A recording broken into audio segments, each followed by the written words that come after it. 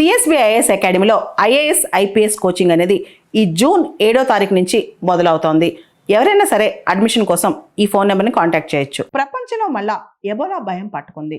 World Health Organization వాళ్ళు Bundibugyo strain of ఎబోలాని public health ఎమర్జెన్సీగా డిక్లేర్ చేశారు. అంతేకాదు ఈస్టర్న్ ఆఫ్రికా, మిడిల్ ఆఫ్రికాలో ఉండే దేశాలు ఈ ఎబోలా భయంతో వణికిపోతున్నాయి. ముఖ్యంగా నార్త్ ఈస్ట్ కాంగో, ఈశాన్య కాంగోలోని ఇటూరి ప్రావిన్స్ లో ఎబోలా చాలా వేగంగా వ్యాపిస్తోంది.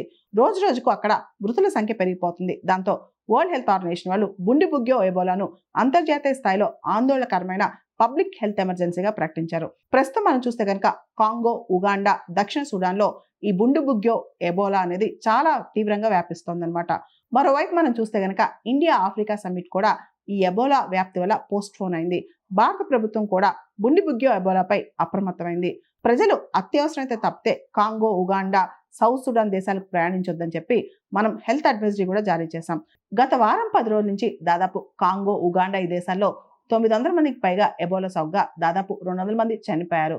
30-40% ఫెర్టాలిటీ రేట్ అనేది ఈ బుండిబుగ్యో స్ట్రెయిన్ ఆఫ్ ఎబోలాకు ఉందని చెప్పి కూడా శాస్త్రవేత్తలు చెప్తున్నారు. కేవలం కొద్ది వారాల్లోనే ఈ ఎబోలా స్ట్రెయిన్ అనేది 3 దేశాలకు వ్యాపించింది. అంతేకాదు ఒకవేళ కనుక ఇది ఇంతే స్పీడ్లో వ్యాపిస్తే దీన్ని కట్టడి చేయడం కష్టమని కూడా వరల్డ్ హెల్త్ ఆర్గనైజేషన్ వాళ్ళు అభిప్రాయపడుతున్నారు. ఆఫ్రికా ఖండంలో ఉన్న 10 దేశాలు అంటే ఈ ఉగాండా కావచ్చు, కాంగో కావచ్చు, వీటి చుట్టుపక్కల ఉన్న దేశాలు 10 దేశాలు చాలా రిస్క్ కంట్రీస్ గా ఇప్పుడు అభిప్రాయపడుతున్నారు. ముఖ్యంగా Angola, Burundi, central African republic, republic of Congo, Ethiopia, Kenya, Rwanda, south Sudan, Tanzania, Zambia ఈ దేశాలన్నీ కూడా రిస్క్ కంట్రీస్ అని చెప్పి కూడా అభిప్రాయపడుతున్నారు అనమాట. మనుషులకు సోకే 4 రకాల ఎబోలా వైరస్ల్లో బుండిబుగ్యో స్ట్రెయిన్ అంటే బుండిబుగ్యో వేరియంట్ ఆఫ్ ఎబోలా చాలా హడలెత్తిస్తోంది. దీనికి సరైన వ్యాక్సిన్ అంటూ కూడా ఏదీ లేదంట. ఈ బుండిబుగ్యో వేరియంట్ ఆఫ్ ఎబోలాని ఉగాండాలోని ఒక పర్వత ప్రాంతంలో తొలిసారిగా కనుగొన్నారు. గతంలో 2 సార్లు మాత్రమే ఇది వ్యాపించింది. దాంతో పెద్దగా ఎవరు కూడా దీనిపైన దృష్టి పెట్టలేదు.